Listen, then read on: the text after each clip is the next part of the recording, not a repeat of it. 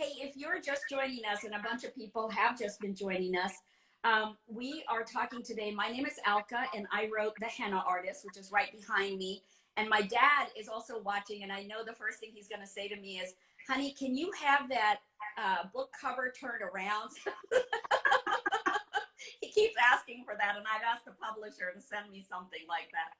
But in any case, so I wrote this book, and it's filled with scents of all kinds, both in cooking and in the healing products that the protagonist Lakshmi, our henna artist, uses, and also just in the environment of Jaipur. And we are talking to Mandana Navi. She runs a boutique fragrance company called Essentique, Essentique.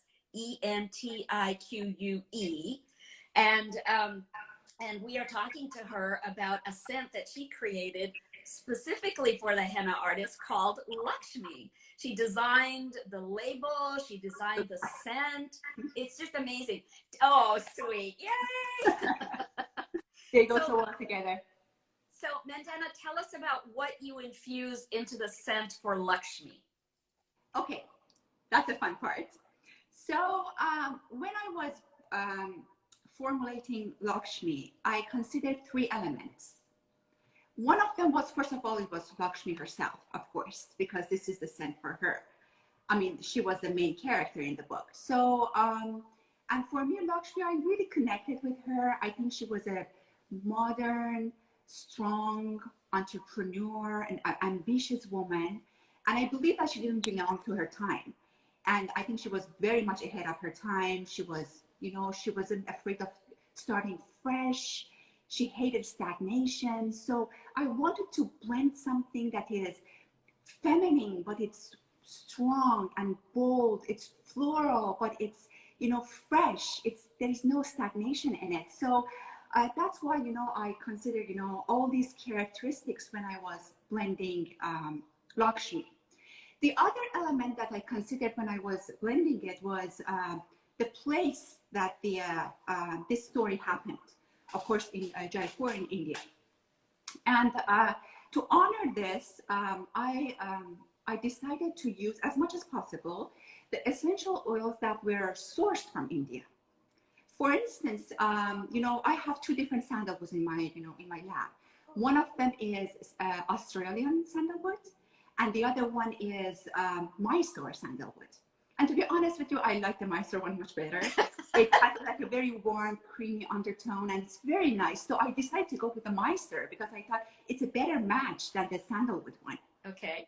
Or, you know, because, you know, you know, she's a female character, so you need some floral, you know, elements in the scent. And I chose champaka as the top note. Yes. As a main, you know, floral scent in it. And champaka is a flower. It belongs to the magnolia family, okay. And it's a native to Philippines, but it also is grown in India. Oh. And they, you know, distilled it there and they use it there. So I, you know, sourced a champaka from India that I can use it here. And you know that the scent of champaka is just so beautiful. It's absolutely heavenly. It's soft, it's smooth, it's sultry, it's rich, velvety. I really, you know, enjoy working with champaka in this scent. And it also has a therapeutic effect. It has a euphoric effect. It has a relaxing effect. And it also, you know, it's very similar to neroli and jasmine. Uh-huh. And I also have neroli in the scent as well, which is, it's absolutely beautiful. I've never seen anybody not liking neroli. And to be honest with you, I was kind of debating between using jasmine as a top note or champaka. Okay. And I was, you know, especially when there was a part of the book that Lakshmi, when she was attending to the queen, first of all, she washed her hand in a jasmine water. Yes. How delicate. You know, I have to thank you for this book because it was so easy to make friend for it, because on every flip of page, you get so much, you know, ideas. Yes. So, and I said, oh my God, she's washing her hands with jasmine water. How considerate, you know, she was going through every single step of her, you know, service. So I was kind of, debating between jasmine and champaka. And to be honest with you, I thought champaka is a better match because it's bolder and it's stronger and it has multi-dimension in it.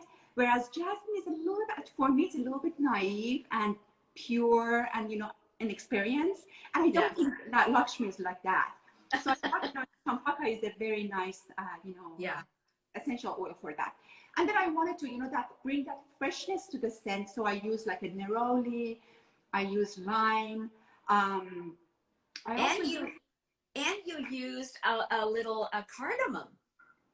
No, there's no cardamom in it, but wait a minute, because I used, I'll get into that. Let me just briefly say that I also use another flower, couple of flowers. One of them is rose geranium, which is great for skin, and it's very balancing for the, it gives you a sense of well-being. And I also use ylang ylang, which is very comforting for the body. And ylang ylang, you have to be very careful when you work with it because it has like a very kind of candy-like floral scent, but it can be very overwhelming. But if you use it just a notch of it in the blend, it makes it perfect. And one of the reasons I use ylang ylang is because it's unfairly considered as a poor man's jasmine. So I thought, Lakshmi was coming from a poor family, so why not bring some kind of, of that element into the blend as well. But as for the coriander, which is an herb, and pepper that I used, it was this third element that I, considered when I was blending this beautiful scent. And it was the other characters around Lakshmi that were very dear to her. One of them, of course, was her sister Radha, and the other one was Malik, the errand boy. And those two people they should have been in the Lakshmi scent. Yeah. So I used black pepper for Radha because I think she was spicy. Black pepper for Radha is perfect because she has that kind of fiery sort of, impetus all the time. She wants to get in there and do things. I'm happy that you're agreeing with me.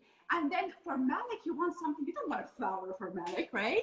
You want like a beautiful herb. And then when I was reading the recipe of Malik, the bati bulbs, he used coriander in there. And the scent of coriander is so beautiful.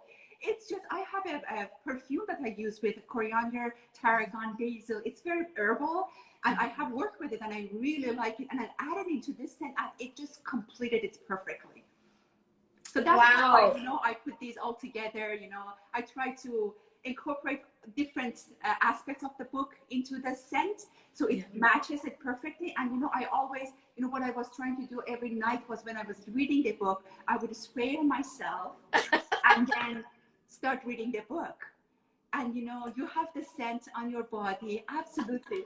And then, that's how I was testing it. Oh, of course, I was giving it away to other people and also getting some feedbacks from you. But, I just want to emphasize that this scent is a very light, it's a very intimate scent. Yeah. You don't wear it when you go to a bar or to a big party. You wear it when you're in bed. You wear it when you are reading a book. You wear it when you're out with a friend for an intimate coffee talk. Yes. So this is a self-care scent. This is not a I'm here in the room scent. This is a scent that evokes emotions. Absolutely. Right. Yeah. Excellent. And I have to thank you so much because you gave me so much freedom to make this scent. You could say, oh no, not this, but you just gave me so much support.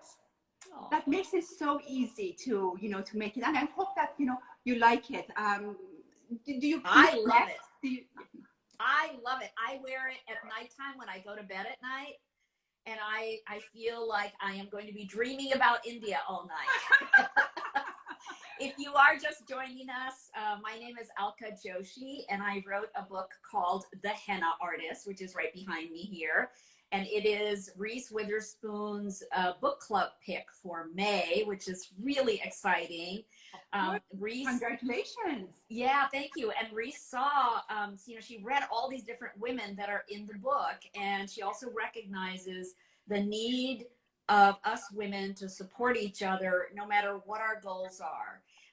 The goal to have a family, to not have a family, the goal to be married or not be married, the goal to have an arranged marriage or a love marriage, and the goal to do whatever we want with our lives. You know, these are really important things that we need to take ownership of and make decisions on, and not give them over to somebody else to make for us. So, you know, it's been a really great journey. And today we're talking to Mandana Navi, who owns Essentique Boutique. And you will find her on Instagram. You'll find her on Facebook. You'll find her at her own website, essentique.com. That starts with an E. And we're talking about a scent that she created that's called Lakshmi, to embody all the characters that were in the novel, which I just think is so lovely. And by the way, I just want you to know that, you know, I have no investment in this particular perfume and fragrance that Mandana is now selling on her website. But as many of you as want it, it will call to your mind the sense of Jaipur and the sense of the Henna Artist, and you will feel like you are in that book all over again. I just love this scent.